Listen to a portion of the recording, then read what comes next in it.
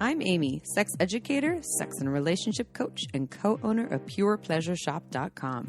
I'm April, VP of the cutting-edge sex toy company Hot Octopus, and I dedicate my life to the business of sex. We are on a mission to teach you how to have hot sex, deep intimacy, and how to make your own rules for who you are as a sexual being. Welcome to the Shameless Sex Revolution. Want to learn more? Go to shamelesssex.com. And for 15% off of some of our favorite sex toys, use code SHAMELESSSEX at PurePleasureShop.com. You were listening to a pleasure podcast. For more from our sex podcast collective, visit pleasurepodcasts.com. Well, hello, everyone. Hiya, everybody. Ooh, hiya. That one's a cute one. Hiya. It's like hiya, but hiya. Hi, howdy. Hi, howdy ho. How do you feel about y'all? I like y'all. I like y'all, and I feel like it's quite inclusive, but sometimes when I say it, I think, do people think I'm from Texas? Some people think folks is annoying. Folks? Yeah, I have friends that are like, I hate when you say folks. I wonder why they hate when you say folks. Oh, hate's a strong word, too. Like, it's not that bad. I guess it's just not their cup of tea. My housemate, Hey, peeps. who you know here too, calls his parents his folks, but his dad's from Texas, so that's why his folks. Oh, He's yeah. the only person I know who says my folks, but he doesn't say it the way his my folks so from Santa maybe Cruz. the whole time during the politically correct movement of speaking, the South had it right when they said y'all and folks. Thanks, Texas. Yeah. We love you, Texas. Minus that Confederate flag. Minus a Confederate flag. Oh, we just pissed some people off. Oh, damn it. Oh, damn it. All right. This podcast, everyone, a repeat guest. We recorded it in Mexico. We were in Mexico last week. Yeah, we were. We're back. We are back. We miss it. I have a weird, some kind of weird burn mark from something that happened there. We went fishing. We went fishing. It had to be a fishing accident. If you haven't checked out our Instagram, you can see Amy and I in action catching fish. People were offended by Dory, but we threw Dory back. They're like, you caught Dory. I was like, well, you threw her back. Dory's still alive. Dory's having a good time. We didn't go there for a fishing trip. We went there for a chip and dip getaway with our two little dogs. And it was lovely. We ended up going fishing while we were down there and recording the podcast with Nick. And he's hilarious. He was on a bonus episode. On the bonus episode, he was asking questions about challenges in having orgasms from blowjobs, which he actually is now returning back on our show to say, even despite the advice we've given him, he still isn't having orgasms from blowjobs. He's also talking about how he's learning to love slow sex. And we would love for all of you penis-owning individuals who like to have sex with vulva-owning individuals to maybe listen, because you can learn a thing or two. This is just a great episode because he is extremely vulnerable. Yeah. And also he is just well-spoken, funny, and just a catch. Yeah, he's a catch. We're taking Applications. applications for If anyone wants to date him, for his you have to go through us. girlfriend. He's over blondes but loves blondes, but he's had bad luck with blondes. And his father does not like blondes. No. His father's like, stay away from the blondes. And then we're both kind of semi-blondes. Yeah. He's like, I'm sorry to tell you this, but My family wouldn't approve of you. and he has a funny story about a haunted hayride that I can't wait for people to listen to. And he also talks about fear being tied down, fear of commitment, and what that is all about. What I appreciate about this, normally we have guests that are educators that are talking about a specific topic and they're teaching you all about it, and then we do sex questions, but they're always anonymous. He's coming here, he's telling you, this is my name, this is where you can find me, and I'm going to be vulnerable and talk about my sex and relationship issues. And it's relatable and fun and entertaining. We hope you enjoy it. And because we certainly did in Mexico. We miss you. We'll be back. we say we're going to have him on again, and we probably will. Probably will. Good, because he's going to have more problems. He got me on IMDb. I'm famous now, Amy, as an actor. You're a so if celebrity. anybody's looking for any of my films, Yeah, she was on Mangina Dialogues. yes, that was it. He's He's not also- even a film; it's audio. Yeah, it's audio. He's co-host of the Mangina Dialogues. Oh, that's great. I'm glad you're famous. Yeah. I have a sex question for us, but before we do, we're going to share a little bit about something called OMG. Yes, OMG. You know we love it if you listened before. If you listened before and you haven't checked it out yet, at least go to their website to know what we're talking about. It's revolutionary. OMGS.com.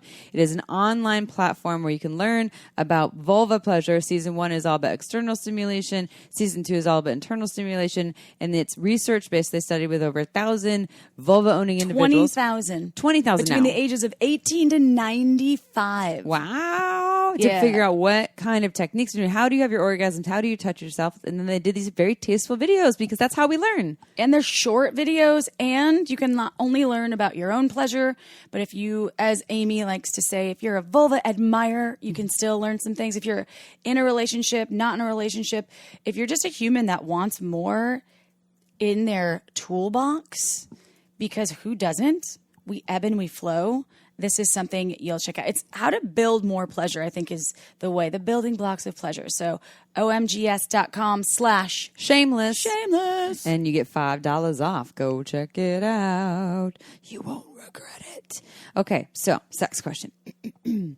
My wife recently told me that she had a sex dream about me and her with another woman. And it's quite a nice surprise for me because I've also fantasized about having a three-way, but never had the courage to talk about it with her. Then a couple of weeks later, after she told me about it, in the heat of the moment, she said she wouldn't mind giving it a try with another woman, but it would be mostly them playing and me watching, and maybe I get a little involved. I'm wondering what the next step should be because I'm still a little nervous to bring it up to her and tell her I really want to try it.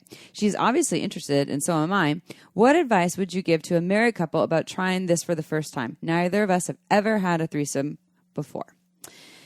So, new threesome, folks, brand spanking new to threesomes. We have a whole episode on threesomes with Read Me Halko.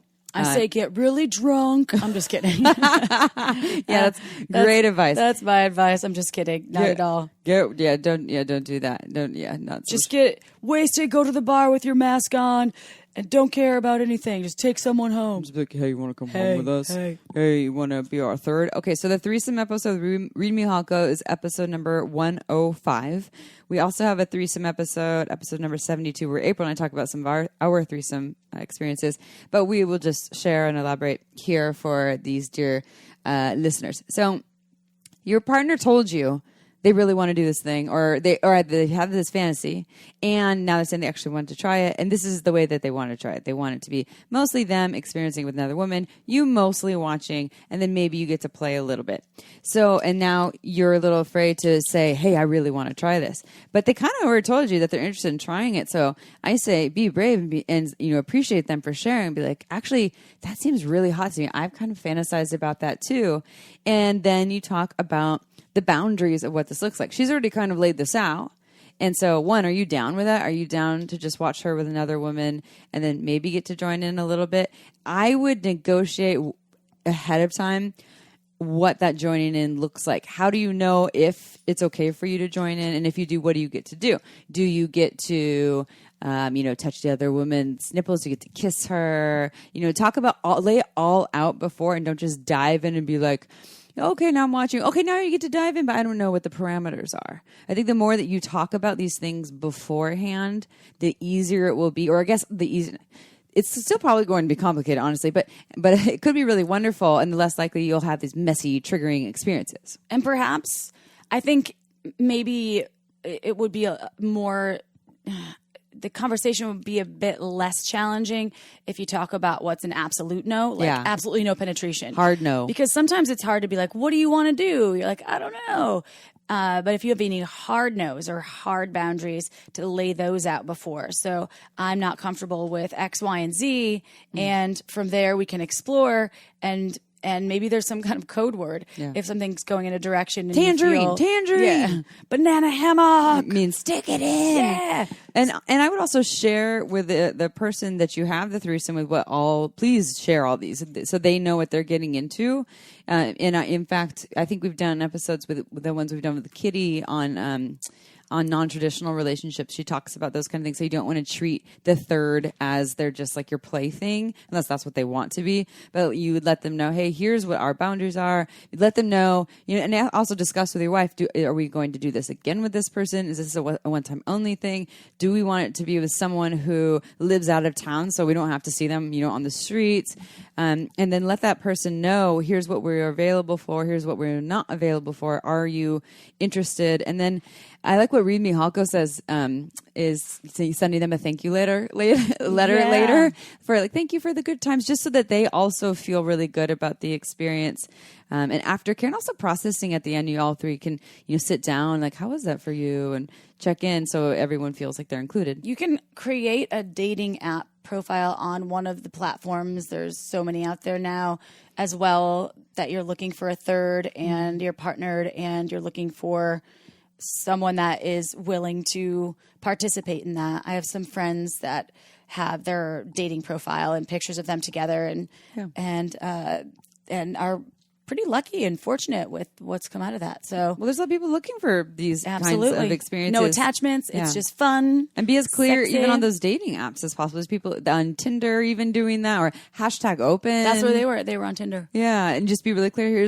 Here's where I'm at. Here's what we were looking for. If you're interested, let's start up some conversations. Show me your COVID status first. I don't know, because it's a weird time to be doing this. I imagine.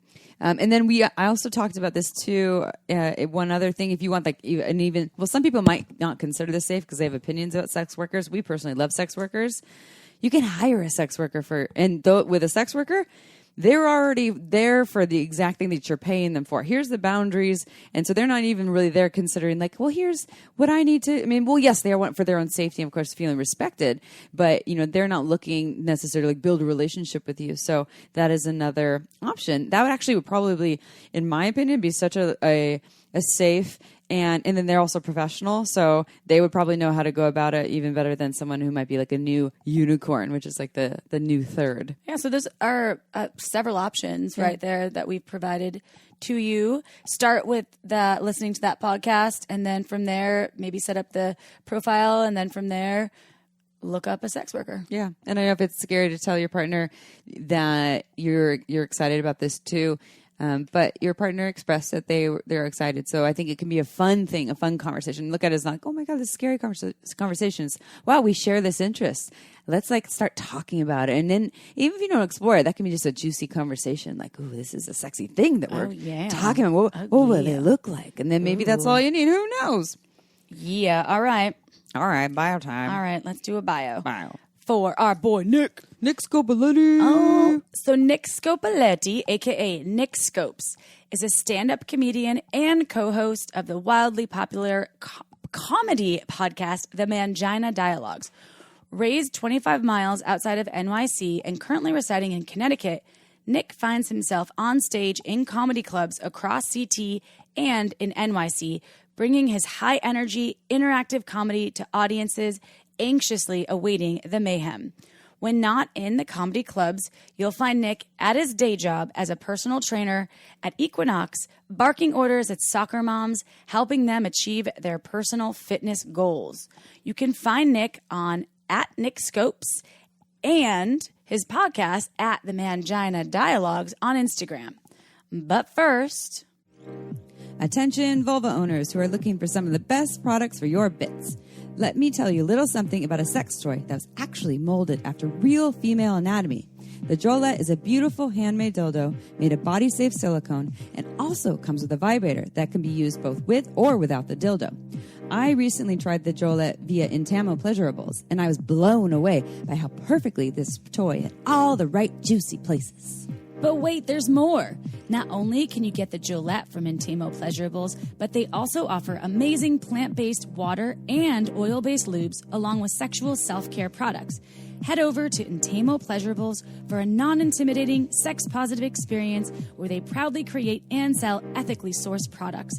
And right now, our listeners get a free bottle of Intamo Lube when you spend $100 using code SHAMELESSFREE at IntamoPleasureBoutique.com. That's a bonus bottle of some of the best water or oil-based lube out there, a $30 value, totally free. Just go to IntamoPleasureBoutique.com and use code SHAMELESSFREE. And be sure to follow them on Instagram at IntamoPleasureBoutique. Go check it out. All right, everyone. It is interview time, and we are here live. Well, I guess it isn't live when you listen, but April and I are in Mexico, in Baja. Arriba, abajo, el centro, el dentro. That's terrible. Nice dance moves. Her shoulders were shimmying as she was doing that. We're here on the Crazy Dog Lady trip. We brought our cute little dogs. And so we're in a little Airbnb, and we're also on video with a repeat guest, Nick Scopaletti. Nick Scopes, comedian, co-host of the Mangina Dialogues. The man, the myth, the legend. The legend. Here to honestly and openly ask some sex questions. And so we love this. We love this last episode. It's fun. Obviously, it's fun because you're a comedian. He's a friend of ours. We love this man. We will be taking applications at the end of the show in case you want to date him because he's amazing. But you have to go through us first. And right. He's a catch. He's a catch. But he's going to ask some sex questions, which I love when people are, a lot of times we get anonymous sex questions here, but people don't want other folks to know their names. And Nick is just like, I have no shame. I want to go on shameless sex and ask what's up with the sex thing. Nick, welcome to our show. We love you. Welcome back. What's up, guys? How you guys feeling today? Oh, a little hungover. We had tequila yesterday. You get a sneak peek of it because you're actually seeing us. So haggard in two words. Haggard. You guys look fine. You're doing well. Thanks, Nick. We want to look fabulous. We don't want to look fine. We want to look fine. Well, after drinking all that tequila, it's all you can hope for, right? I know. Fine. Yeah, it was good though. We're gonna have some of that real soon. Yeah, hair dog. Are you guys like a Blanco? Is that what you go towards mostly? No, Reposado. We did Reposado and Añejo. We had a tequila tasting before 10 yesterday. We barely had coffee or water. 10 a.m. Yeah, because we didn't. The guy insisted, so we're like, okay, sure. Well, we went shopping and we needed tequila, and he said, "You try this," and so we did, and we're like, "Oh shit, we're already buzzed." I know. I'm like, I haven't eaten any breakfast. I don't even have water. Oh shit, you didn't eat, and then you went right into that. Yeah, it was only a little, but yeah, no, we had a day yesterday. We were in the sun. We were playing with animals. It was glorious. No, we didn't do any work yesterday. Today we'll do some work. It was Sunday. It was the Lord's day. Domingo. Yeah. Domingo. It was Domingo. It was Domingo. Yeah, so nice Spanish there. I'm really proud of you. Hey, Nick, we talked about this on a text message thread between you and Amy and I, but that now I'm on IMDb because of your podcast as an actress. Who guessed it on Mangina Dialogues. Yeah, so I didn't know Mangina Dialogues was. You're welcome. So April Lampert, actor, and then it said Mangina Dialogues. I was like, I guess that was interesting. Yeah. You gotta talk to Greg. He probably had something to do with that. I have no idea. It was cracking me up, but I was like, Nick, thanks. I'm on IMDb. Oh my god! You guys are famous now. You're welcome. How come I didn't get one? You're on there, but as a stunt double. I'm just there is an Amy Baldwin like stunt double or something. Really? Yeah, cool. I looked you up. I'm not that adventurous though, but all right. I guess like, wow, I didn't know you were so agile. No, you had a tequila tasting before 10 a.m. You're pretty adventurous. That's true. Yeah, I do some wild sex things. That's adventurous. Ooh. This isn't about you though, Amy. Okay, anyways, we're here to talk about It was Nick. just about, but that's probably more interesting. Let's hear about that. What do you do? No, Nick, you're very interesting. Well, so the thing about you asking these questions is I think a lot of folks can identify with what you're asking. One is a repeat question from something that we already discussed on the last time you were here, but is still showing up for you. And then we have a couple new things. I'd like to start with one. Let's see. Let's start with how you're seeing value in slower sex. And I know a lot of the vulva owning humans listening are like, yes, finally, men seeing the value in slower sex. And a lot of yeah. Let's jackrabbit. Not that was my whole 20s right there. You just it was jackrabbit. Jackrabbit. Oh my god. Like porn, harder, better, faster, all the time. Yeah, I don't know what it is. I don't know if it's, I don't know. Guys are meatheads, and you just think like, if it goes hard and as fast as possible, or whatever it is. Does it feel better though for a penis owner to do that? I mean, obviously everyone's different, but is that why the fast? I've always wondered this. Did it help you with your orgasm? Stimulation? Not really, honestly. Like, if anything, it was just about I don't know. It was like an ego thing. Like, I'm going to control this. I'm going to dominate. Like, you just feel, I don't know. That's really what it was about. Because honestly, it gets exhausting. So like, it's like, yeah, it's a good workout. Like, Jesus Christ. Like, I want to enjoy it. Like, I'm dying here. But, but did you always think the fast sex, like the women liked it better? Is that why in your 20s, at least? Probably. Yeah, that's probably why. See, this is a misconception that we just need to get out there. So everyone listening, whether you're 18 or 85, slower sex. 85 and still banging real hard and fast. Yeah, my hip. It's possible. All right. A lot of broken hips out there. Yeah. Well, we're not saying that hard and fast doesn't serve a time and place, but it certainly is not within the first, for me at least, minute or two when someone's penetrating me. And I don't necessarily want it all the time. And some of my best orgasms and when I feel the most sensation is in the slowness, because when we're moving so fast, we're bypassing a lot of sensation. We're moving so fast that we can't feel all the little tingles and warmth and throbbing and skin on skin stuff. It's not that you can't, but I think you miss a lot of it. Yeah. So Nick, let me start. Where did you learn to have sex? Was it from watching porn? Was it just trial and error? Was it what your friends doing, drawing stick figures? I don't know. I guess it was just trial and error. Like, yeah, you watch porn as when we were hit our teenage years, definitely started watching porn. And I started watching porn again since this pandemic started. I haven't watched it since I was probably honestly in college, so like 10 years ago. I never really watched porn after that. And what's your site? Youporn.com? What do you like? Go to Pornhub. X-Hamster? No. X-Hamster? No, I know what that shit is. X-Hamster. No. It's a site. A porn site? Yeah. Why it's not. There's no hamsters that I've seen on it. Why is it called X-Hamster? I don't know. It's not good. I've heard things. Not it's not consensual, cool. You guys. Yeah. But yeah, probably from porn and like just being a physical guy my whole life. Like, having sex in high school as a football player. I was at the time, to be open and honest, I was taking steroids, I was lifting weight. Like, I was just trying, like, and you thought like that's what being a man is. Mm-hmm. Like, you have to be like this masculine, aggressive male. Like, that's what girls like. And like, there's, like you said, there's a time and a place. Mm-hmm. There's absolutely a time and a place for that stuff. But as you get into relationships with girls or whatever, things progress. Like, I've even just really lately, it's probably this past year, just you find the value in like taking your time and going slower. And then, that happened. And then you guys sent me one of your stickers that says go slower than slow, then slower than that. Yeah. And that's our number one selling t-shirt too, Nick. Is it really? Yeah. Uh-huh. People like that's what I mean. I got that and I was like, this is a sign. And one of my friends, I've been friends with her for a very long time. I've known her since college.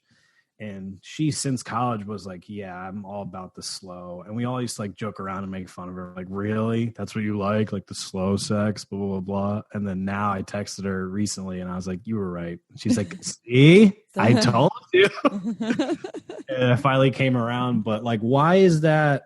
I mean, like you said, there's a time and place for everything. I guess for women, like, why is the slower, why is that so much better for you guys? Give me the... I agree with the time and a place for sure, because there is a time where I do enjoy the fast and the hard. Mm-hmm. Right. And I think it is a sensation. It's the feeling of the connectivity with the person that you're in the experience with. And especially when it comes to stimulating externally, like the fast, not even with the penetration. That can be really intense, especially right away. But I think it's the start slow, and then you can kind of go into a higher gear, and then if you need to go into the highest one. Mm-hmm. And for me, it's about like activating my nerves and my body, like getting it like ready for action. Warming it up. Yeah. Mm-hmm. So that's why I think that the slow is so important. And as Amy mentioned, you can miss some things. Mm-hmm. You can miss some of the sensations that your body is experiencing. And this is also why I do enjoy taking away some of the senses sometimes, like closing my eyes if I don't have a blindfold, or plugging my nose. I'm just kidding. But like taking away some of the like a sensation. Yeah. And then you can actually get more heightened with the slowness. Yeah. I agree with that. So I believe A vulva takes approximately 4 times as long to get blood flow and arousal going than a penis. So for the, and this is, vulva is all erectile tissue, those labia majora, etc. This is all stuff that gets blood in there when you're aroused. It gets engorged and puffy. And part of that is also, leading to more sensation, right? If I don't have that blood flow going on there, sensation doesn't feel as good, or I don't feel as much. In fact, I can feel really unprepared. It's like someone's poking at me because my body's not ready. So I think part of that slowness is to consider that you're warming the body up, and just because your cock is rock hard, and I'm speaking into heterosexual relationships right now, so just because the cock is hard doesn't mean that the pussy is ready to go. In fact, to consider that the pussy probably takes 4 times as long, maybe more, maybe less. Everyone's different. But my advice for all folks who want to please pussies is, like April said, when you're using fingers and then you're moving to a mouth, and then you're moving to a penis or a dildo or whatever that is, always start slow with each thing. Mm-hmm. Even if that's just for a minute or two, but then check in with your partner. Are you ready for more, harder, faster? And don't just assume like, oh, okay, it's been 1 minute, I'm just going to jackhammer this person right now. And I agree. I just feel more. And there's plenty of times where I just want to get fucked. I'm like, just fuck me right now. Mm-hmm. And that is when it's really good to be fucked. That's when fast and hard is great. But if that's something that you do right away when you start touching me, it's going to feel, for me personally, invasive, and I won't feel as much pleasure. Mm-hmm. I've had even a magical experiences with sex, where it's actually more towards, or like later in the sex journey. So maybe I haven't had an orgasm yet, or my partner hasn't, but where we're actually not even really moving, and my partner's still inside of me, but we're just kind of hanging out, or he's barely moving, or also after sex, and there's still penetration going on after orgasm, but we're still like connected. And just in that zero movement, but we're actually just breathing a lot together. And I've had mind-blowing orgasms from that. So not moving, just breathing, but my body's so warmed up and we're so connected, and that's why that's happening. Have you ever experienced that, Nick? The power in like not even moving? I would say, yeah, a few times. I'm thinking of some recent ones, and then also I remember with my ex, it took her a while. Like I remember one time I was actually reading a book, The She Comes First. You had him on, right? Yeah. So my buddy, one of my best friends who's married, was like, dude, I read this book. Get on it. Like you need to. It was like they were on Shameless. This guy was on Shameless Sex, and I was like, oh shit, okay, yeah, I'll check it out. And he was talking about like taking your time and working your way down the body, and like the first kiss when you go down. And it's like, I remember with my ex, sometimes we wouldn't see each other for long periods of time. So when we saw each other, it was like, let's go right now. Mm. And then when I've slowed it down, it was just better. Like I would take my time and spend more time, like, warming her up. And then by the time I went down on her, it was like 2 minutes. Yeah. That was, you know what I mean? And I was like that's when it clicked. I was like, oh shit. So like, stop trying to be fucking Captain Meathead, and like, take your time and like, Meathead. Just like, take your time, chill. And like, this is way better. And just like little hints of it I've had over the years where I'm like, yeah, I should do this more. Mm-hmm. And then now I have been, and I definitely see the value in it without a doubt. It's way better. And that could be with everything in life, though, if you think about it. Like, even, slowing down, sex related, yes, of course. It's like for April and I. That's our lesson in this life. I get that lesson handed to me all the time, like eating slower, all of those things, right? Taking your time. You actually do enjoy the being in the moment much more when you slow down. So I think that's advice that we can carry over into many realms of our lives. Well, and that's why we made the slogan, go slower than slow, and then slower than that, also because a lot of times what people think slow is actually isn't that slow.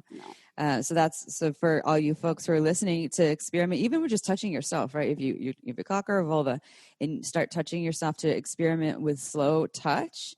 Or this is actually great advice for someone who wants to learn to get off to slow touch. Like if you're someone who thinks you can only get off to fast and hard, start pleasuring yourself with slow, soft touch. you might not have an orgasm for a couple weeks and it might be frustrating, but you can learn to get off to slow, soft touch. It's because our brain is our largest sex organ, but also experiment with going slower than what you think slow is. Like, okay, this is what I think slow is.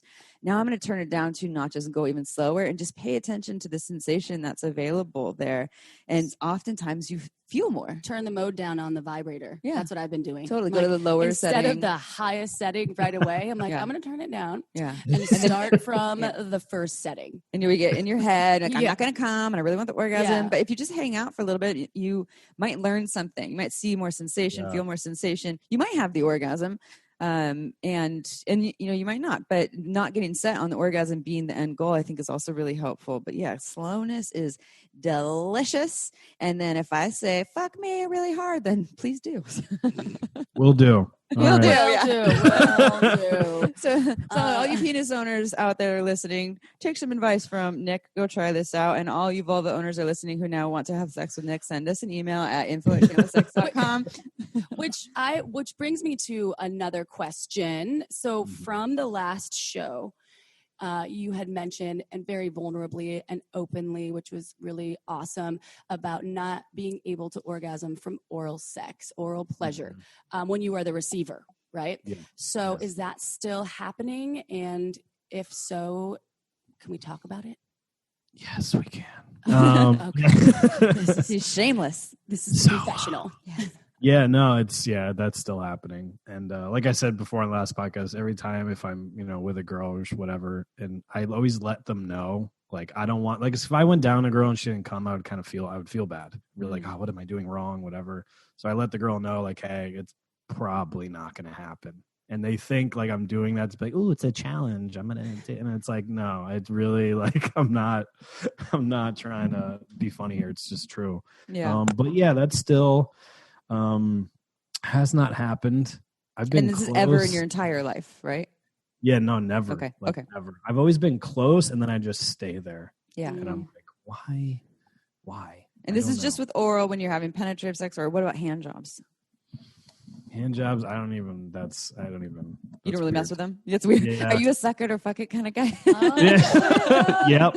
Like literally, like I mean, if you asked any girl I've been with, like it's been like, we go down each other, but like for me, it's like 90 seconds of like a good effort down there, and then let's get in. You know what I mean? Like it's a foreplay.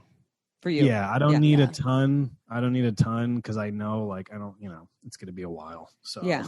like, I'm curious about. So it's a foreplay thing for you. You're going to be a while. So one of my questions is, when you say that it's going to be a while, is it you're concerned for them that it's going to take a long time? It's going to hurt their neck. They're not going to like it. I'm going to disappoint them. Is there a thought process why you don't just because there's probably still feels good to have a mouth on your cock though, right?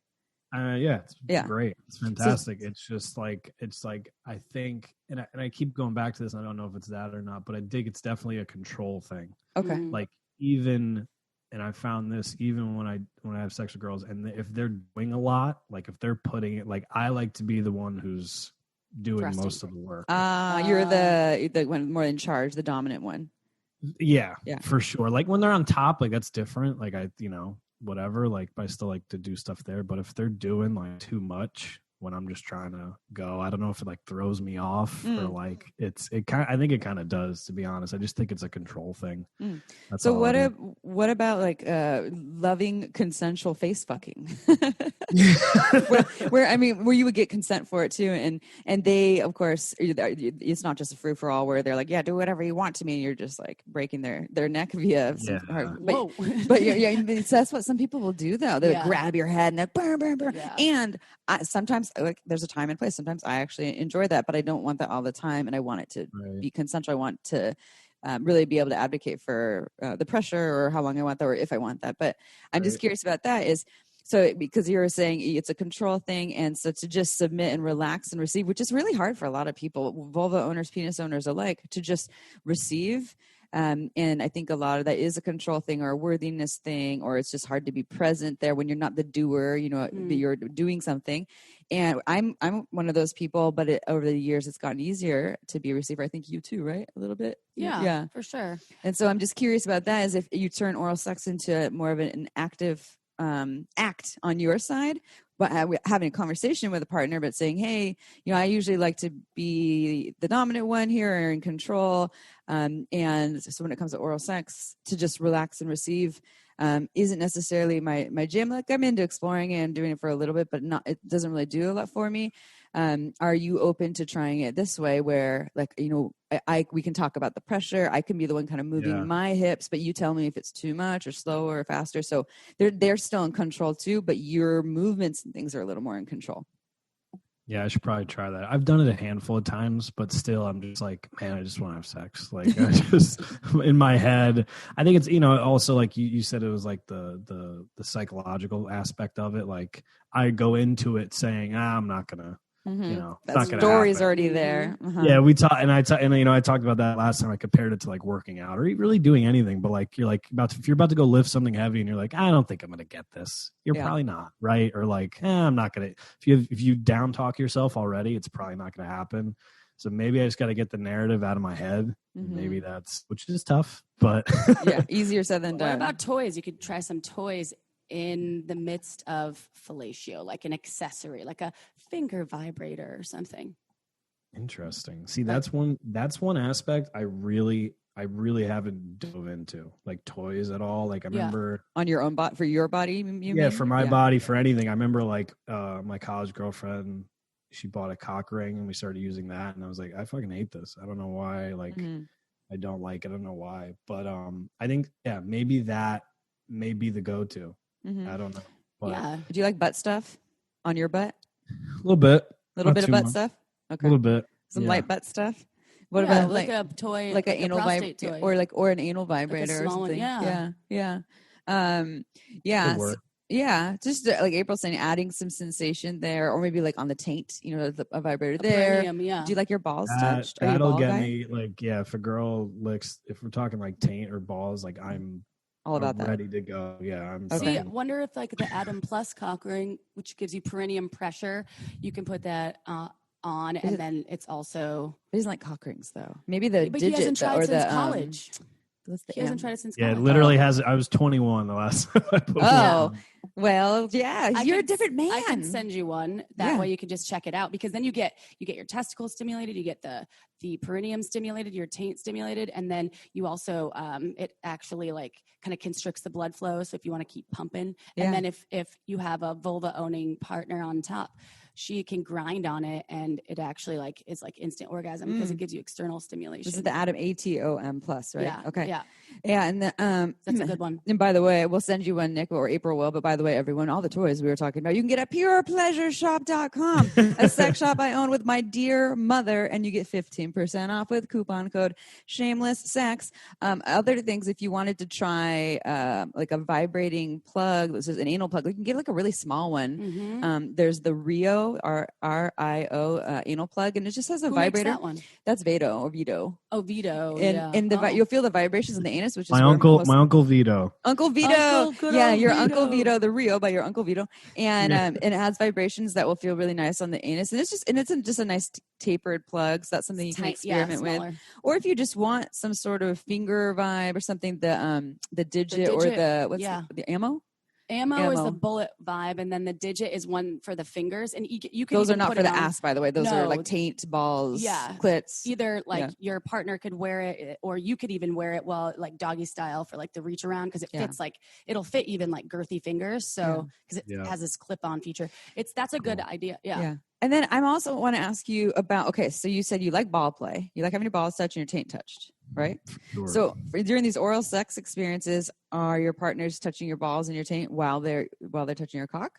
Sometimes, yeah. Sometimes. And it's the same thing, same experience. It's like, it's not going to happen. Fantastic. It's just like, I'm like, all right, I get really revved up and I'm like, okay. I just want to bang. Well, okay. And here's oral sex isn't for everyone. Like not everyone. I barely have ever had an orgasm from oral. Yeah. Barely. I can maybe count. Really? I don't usually get it. Yeah, I think maybe once or twice. I can't even recall. Mine is when fingers are involved. Yeah. That's what really. All I can think about is like I think kind of like what Nick was saying, like when someone's going down, I'm like, I just really want like penetration.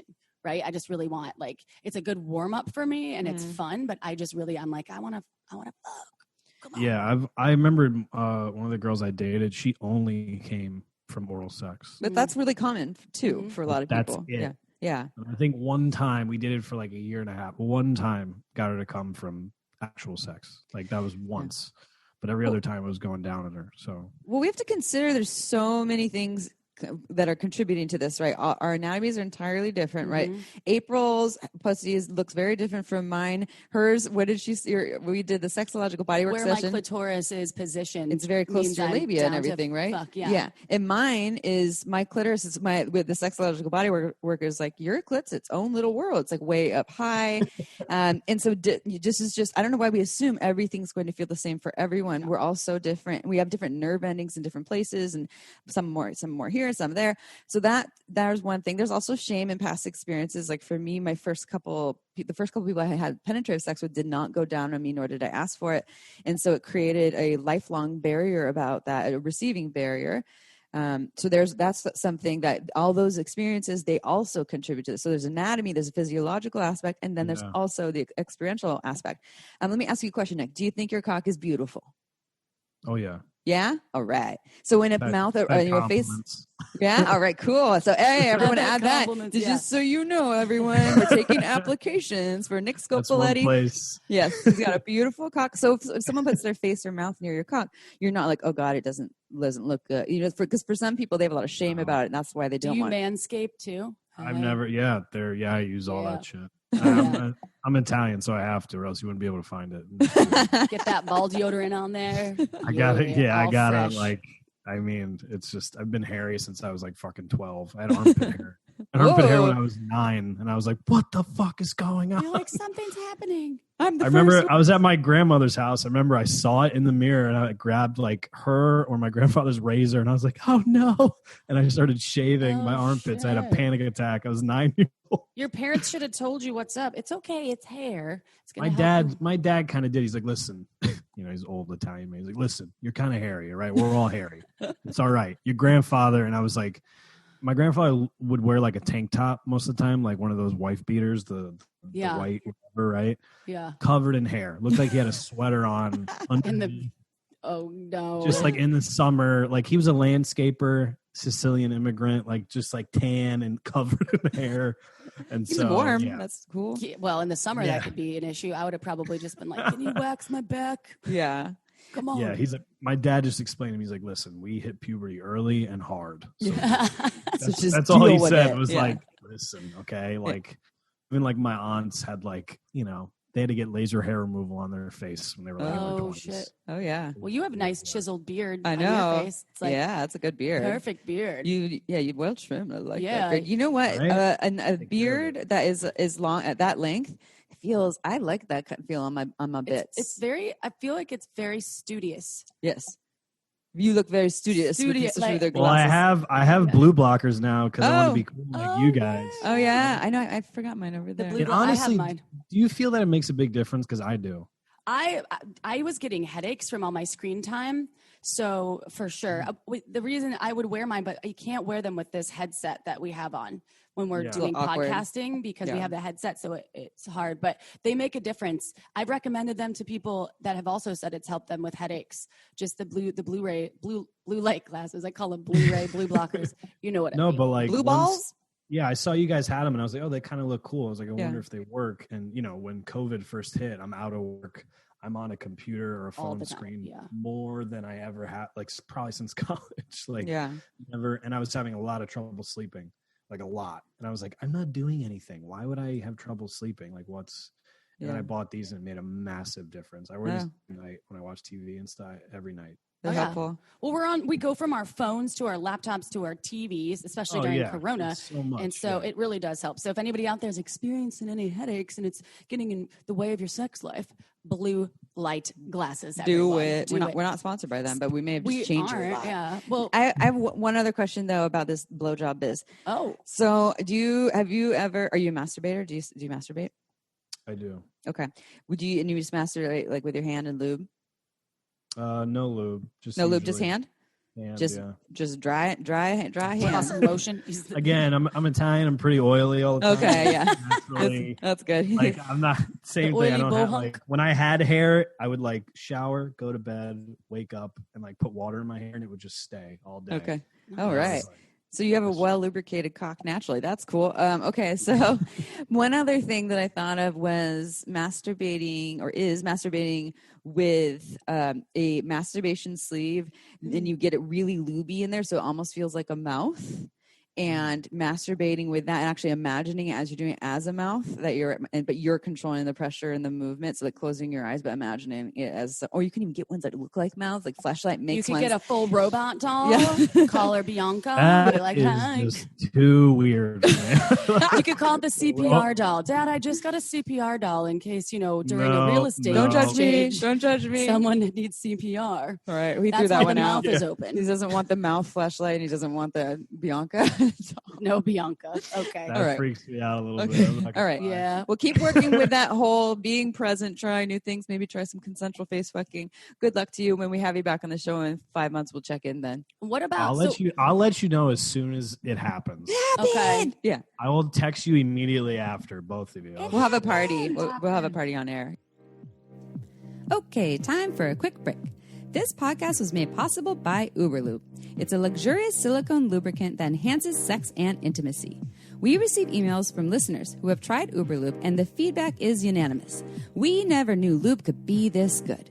It's also less likely to throw off the pH than most other lubes, and there are thousands of doctors recommending Uberlube to their patients, whether they want to make their hot sex even hotter or for folks experiencing dryness. Uberlube is without a doubt my favorite lube. It has no flavor, no scent, and feels absolutely amazing on my body. And it isn't just for sex.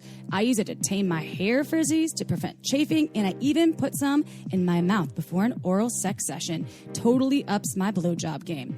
Oh, and the bottle, it's beautiful. It looks like a cosmetic product, so I just leave it out on my nightstand, totally shamelessly. To learn why we think it's the best lube on the planet, check out uberlube.com and use code SHAMELESSSEX for 10% off, plus free shipping. Again, that's uberlube.com and use code SHAMELESSSEX for 10% off and free shipping. This podcast was also brought to you by Dipsy. We all know how important your physical and mental health are, but what about your sexual health? Whether you hit the gym, take a walk, or meditate, if you want to take care of yourself, you need to prioritize your pleasure along with your body and mind. Put your sexual well-being first with Dipsy. Get yourself all hot and bothered with a story about hooking up with your hot yoga teacher. Or listen to a sexy story about getting tied up and trying that new toy with your partner. Ooh. I love Dipsy because it's an audio app for everyone, whoever, and whatever you're into. There are sexy stories and guided sessions designed to turn you on and help you get in touch with your sexy self. They add new stories every week, so you never get bored. Time to spice things up today. So go check out Dipsy. And Dipsy is offering our listeners a 30-day free trial when you go to dipsystories.com/shameless. That's a 30-day free trial when you go to dipseastories.com/shameless. Again, dipseastories.com/shameless. All right, let's get back to the show. Girl's like, who are you texting? I'm like, don't worry about it. Yeah. Right after, it could be dirty. You gotta go home. I gotta text these girls. So, Nick, let's talk about, you said something to us about feeling FOMO post-corona dating, and we wanted to know more about this. Yeah. If anyone else is out there is feeling it. So I was, we were all locked up for a very long time and not doing anything social really. And as soon as we were actually able to go out and do things, I went out with this girl for a little while and she's great and she's awesome. We still talk and all that here and there, but it's not, I don't know what it is. My mind is going all over the place. I don't know if it's because we were locked down for so long. And I could, I remember vividly during the lockdown, I was like, man, I should probably get a girlfriend. I think a lot of people yeah, after 6 weeks, I was like, you know what? This shit's getting old.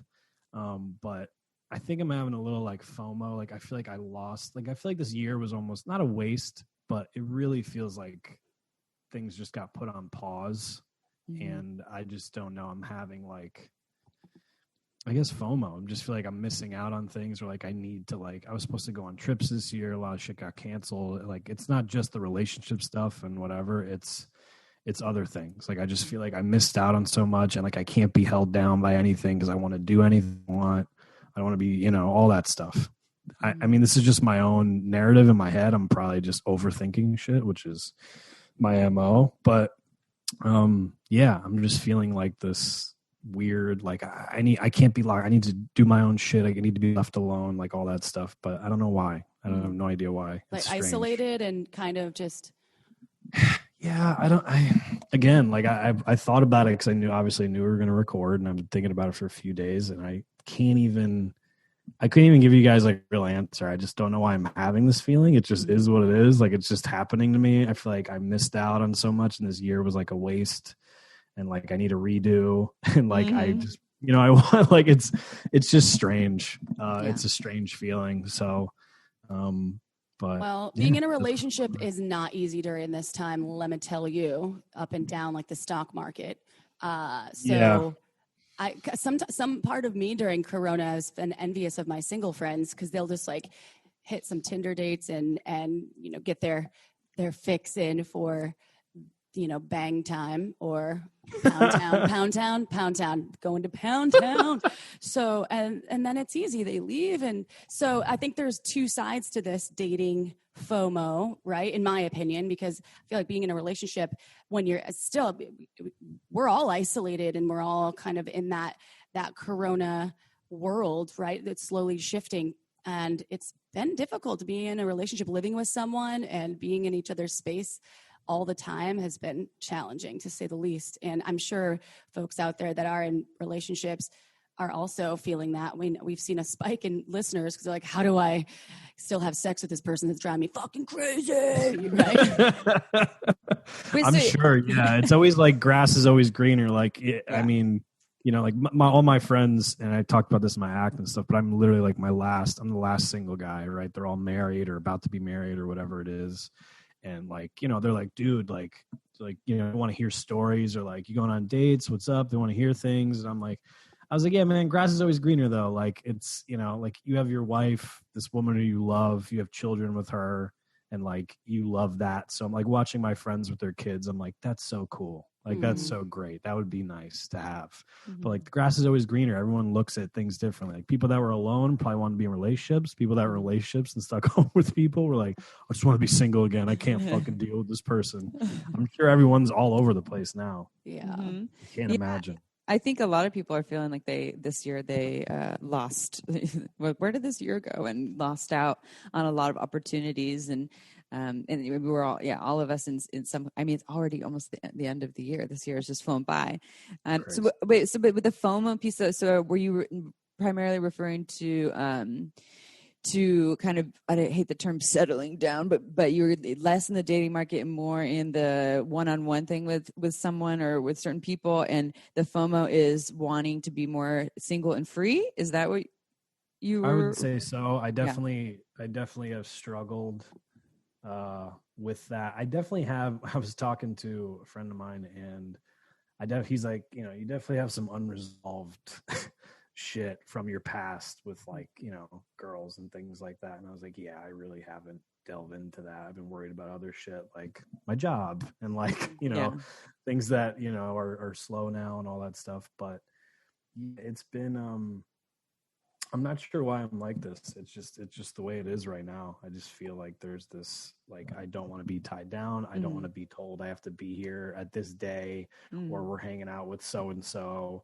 and we're going to this, and we're, going to go pumpkin picking or whatever the fuck, you know what I mean? You might go to the pumpkin patch and then carpet. Yeah. So you're saying the couple stuff. Shit. Yeah. Like, which is cool. Yeah, like it's great. I had a friend bring this up to me, and I thought it was a good point. She was like, do you think if like we never shut down and like life just was normal, you'd be okay with being in a relationship? And I was like, maybe that would be, maybe I feel like I didn't miss out, and I would be like, yeah, I want to do this. But I don't know. Is This this is a fear weird of one missing? where I don't really have an answer. Is the fear of missing? Is this something that just arrived, or was this before? Was commitment always been a little scary for you? Are you kind of always had a desire to be free and to not be tied down and to not have to do all these couples things, or is this a newer thing for you, or does it depend on the Or were you person you're with? traumatized for that last relationship? It's been trauma. Like I was telling someone the other day about, two of my last girlfriends, one I met when I was 30 and one I dated when I was 25. It was 5 years apart. And I was telling this story, and this is a true story. Again, back to fall stuff, October. They wanted to do fall type things. I was in a relationship with these girls this time, like in an actual relationship, really loved them, like kind of was like, am I going to get married? Like what's going to happen? Whatever, right? Kind of had those feelings. And I took them to a haunted hayride, right? Obviously, this is 5 years apart, but the same exact thing happened. Took them to a haunted hayride. It's literally, I was like, oh my God, 5 years later, same place, same scenario. And I was like, who are these girls I'm picking? Like, what am I doing?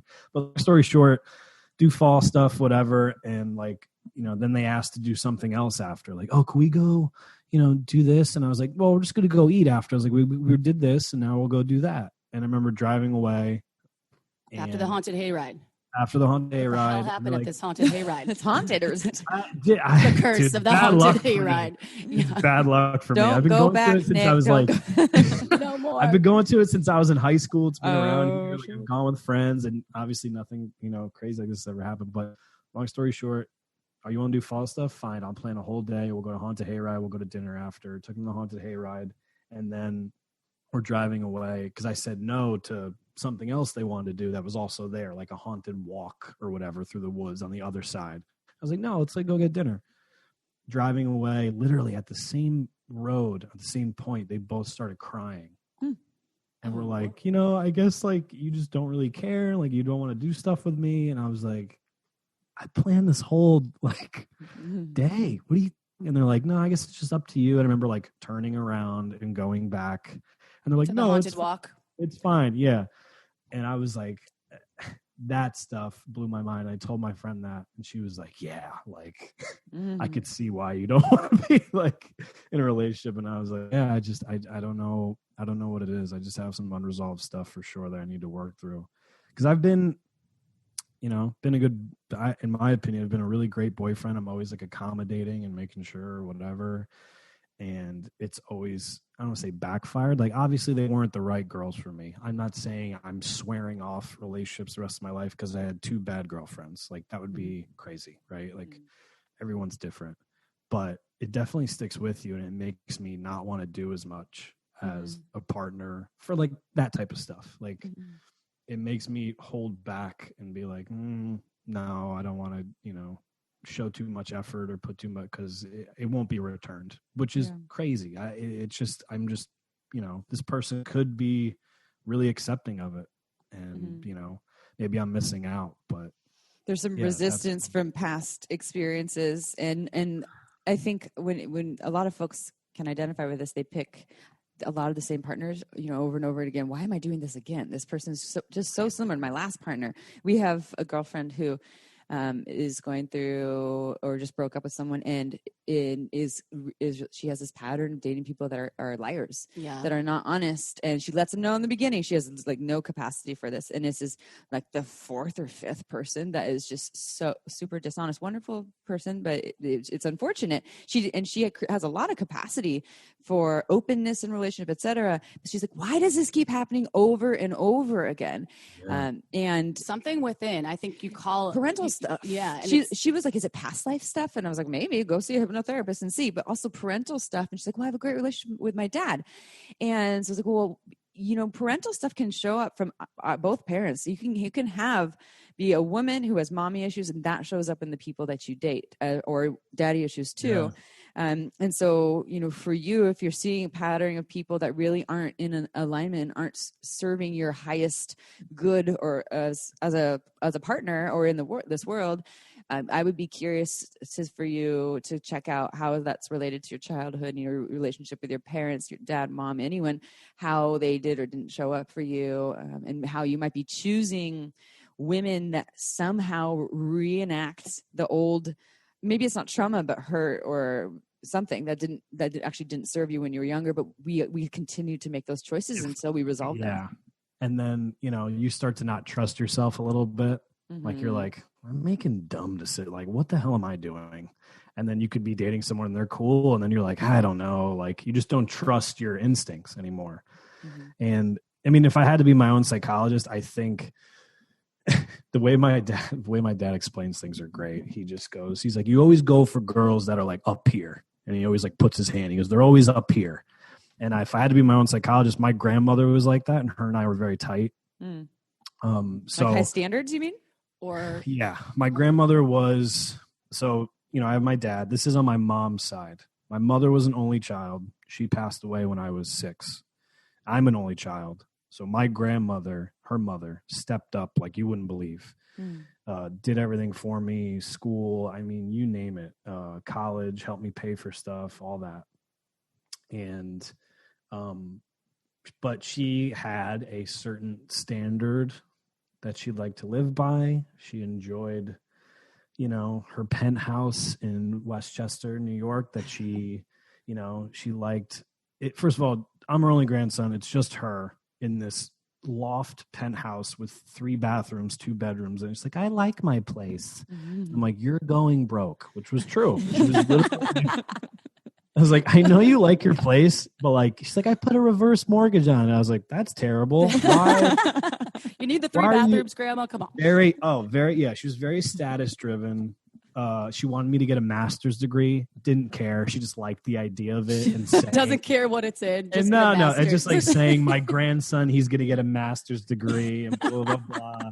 And like all this shit. I mean, I get it. She grew up poor as shit, like in the projects in Queens, and like her dad was a cab driver and all this shit. And she, she made some good money and she married the right guys. And, but in the end, she passed away when I was 20, let's do math here, 29. And it was suddenly, and it was after we had a bad argument. It was literally on like a Wednesday night. I'll never forget. She called me and she needed help moving. She was moving out of her place again. She was going broke. She was going to move in with her boyfriend. She was 10 days away from the closing on her house.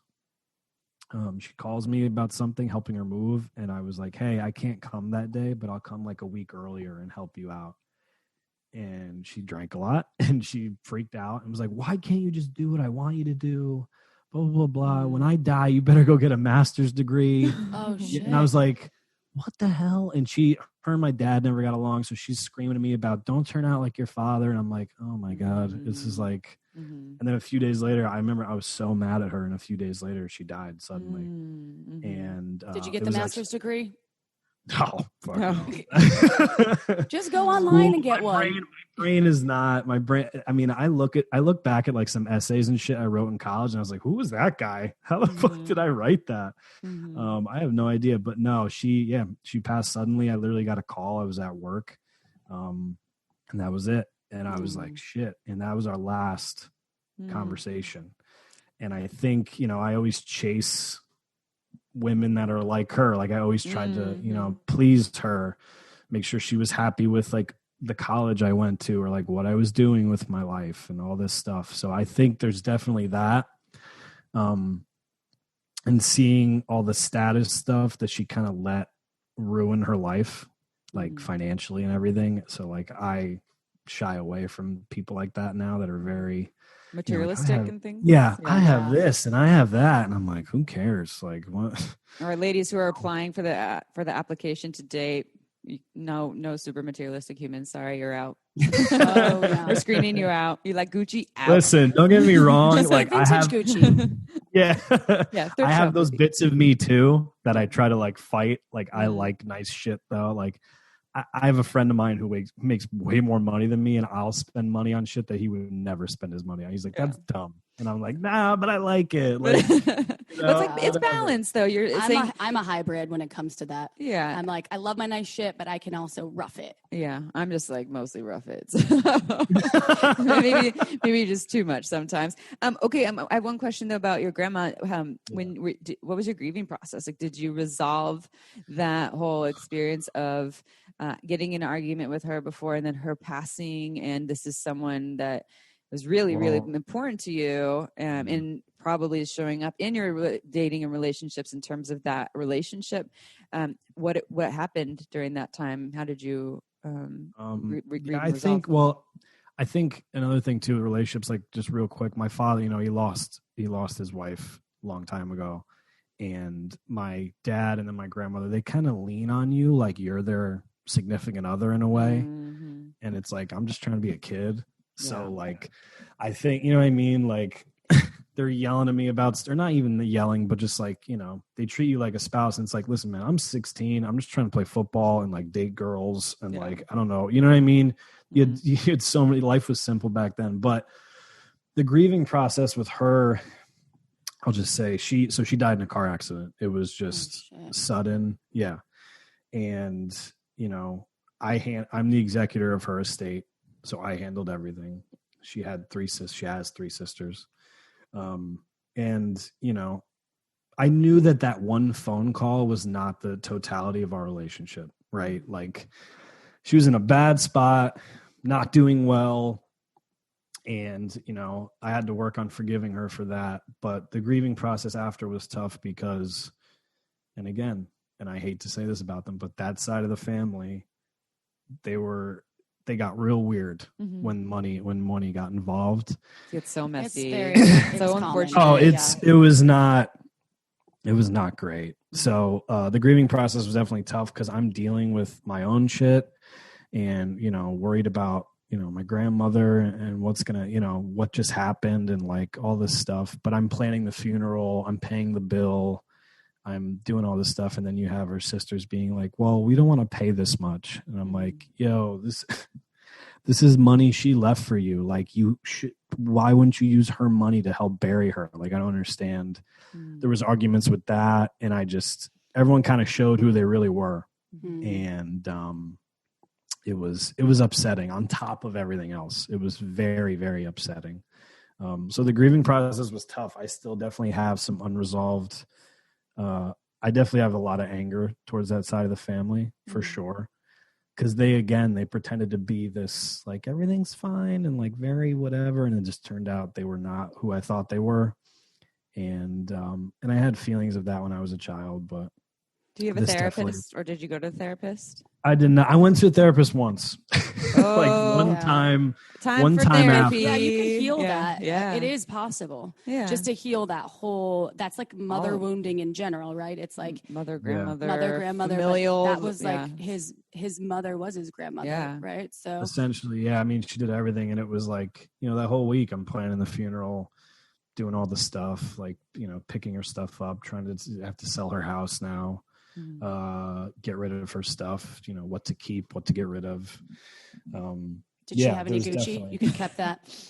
She had I have a funny picture I'll send you guys after. She had a fur coat that my mother got when I was born from my dad. It's like a fox. It was white with it's a fox fur coat. It was like $3,000. Did you keep it? You please tell me you kept it. I think I gave it to one of her sisters or whatever. I think because I knew I was the executor of the state, so I was like, and what am I going to do with it? Like, I was like, so give it to us. They kept, come on, I got that good. Come on. Yeah. But they kept all. I was like, take all the jewelry and the clothes. Like, I'm not gonna, try to sell her clothes. Like, this is just weird. Like, just take it, get it away from me.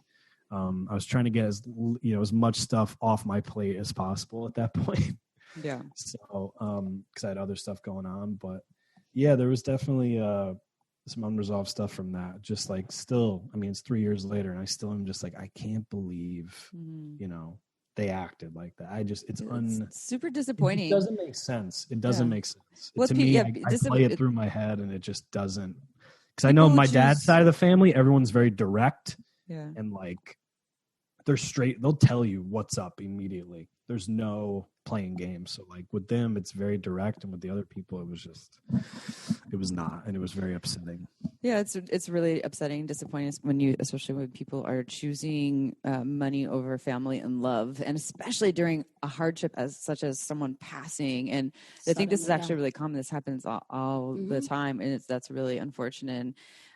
And so, and we know with therapy, it's never too late. Even if the thing happened 10 years ago, you can start working on it now. And there's layers there. Also, you mentioned the thing about being kind of parentified at a young age and this is something that happens often too, where a parent or a grandparent or someone treats their child like they're their boyfriend, they're their girlfriend, as opposed to the kid, or puts. I was recently working with a client that had a little bit of this, where they kind of lost some of their childhood, and it's like this endless expectations to meet up to for this person.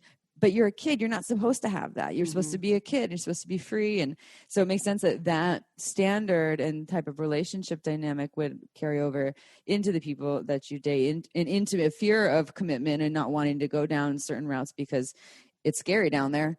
So my recommendation for you is start checking out therapy. And that, in my book, that just makes you 20 times hotter now, Nick, because for me, when I'm on dates with people and within the first, 10 minutes, they say that they have a therapist or have gone to a therapist, I'm like, oh, do tell more. That is hot. Have you seen anybody? What's up? So what's up? Because it shows that they're working on themselves and they're not just like, this is just how I am. Those kind of people and I are not compatible. We just won't do well together. I'm not one of those people. I'm someone that knows that I always have room to grow and learn. I'm far from perfect. This is not just how I am. I'm always changing. So if you need any referrals, Nicholas, we have them for you. Where are you again? And you're what state are you in again? Connecticut. I'm in Connecticut. I'm in the Northeast. So, all right. I mean, obviously things are virtual now, so it doesn't really matter, but... So for the applications that we're taking, it can be global for anyone that wants to date this wonderful man. But New York, Connecticut, that's nice and close. So we'll put you at the top of the New list. Jersey. Philly. Yeah. What about a nice woman from Maine? Very capable. Yeah, perfect.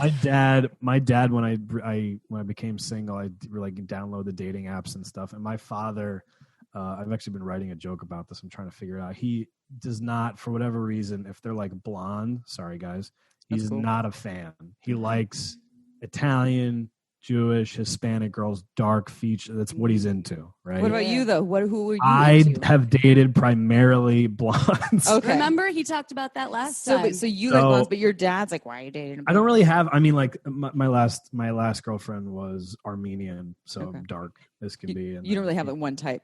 No, I really, especially, whatever. Like, yeah, I sure. ain't got no type. Bad bitches is the only thing that I That's what's up. So for people One who girl apply, that can rap. Yeah. But yeah, I like my dad, he wants these specific things. It was funny. I downloaded the dating apps and I was matching with only Italian, Jewish, or Hispanic girls from New York, Long Island, New Jersey, and I was like, Dad, and he's like, what have I been saying for years? I told you. You don't listen to me.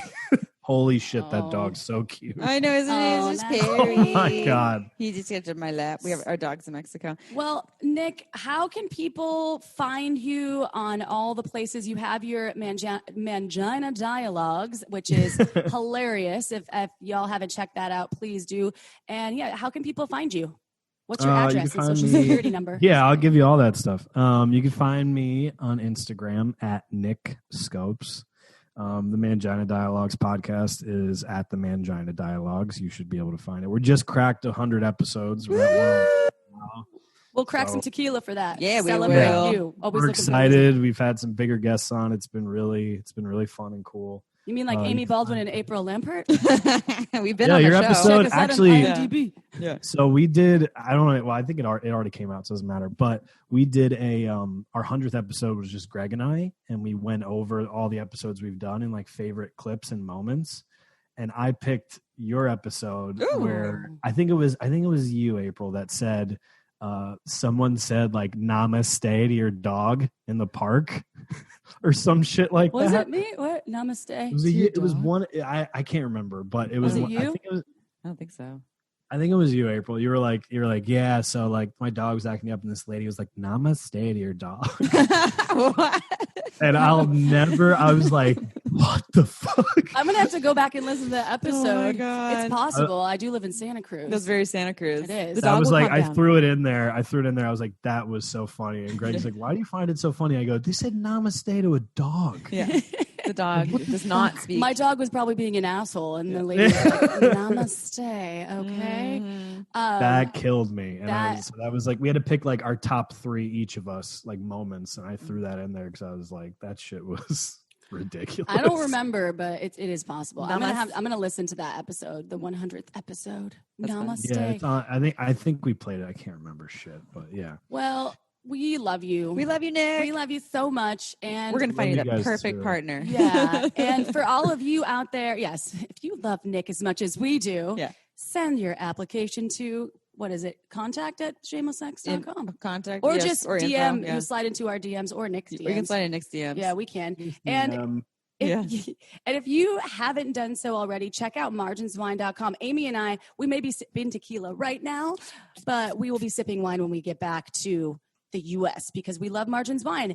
And you can too, if you go to marginswine.com, sign up for that newsletter, y'all. There's a discount code. There's a discount code. The copy for this episode, What do you you can buy? get a discount on 3 bottles or 6 Six bottles, yeah. And is it's this very all like natural, no it's sulfate stuff? natural, Yes. no added sulfites, no sulfates, sulfites. I can't remember. Too much tequila. Tomato, but it is lovely wine, Yeah. and each bottle is Okay. an experience. So check it out. And if you haven't done so, y'all, we need your reviews. We love 5 stars. We read them all. We absolutely love our listeners out there. So if you love us as much as we love you, let us know. Go ahead. I challenge you. I invite you. And we will see you next Tuesday for another episode of Shameless Sex. Ciao for now. Want to learn more? Go to shamelesssex.com. And for 15% off of some of our favorite sex toys, use code SHAMELESSSEX at purepleasureshop.com.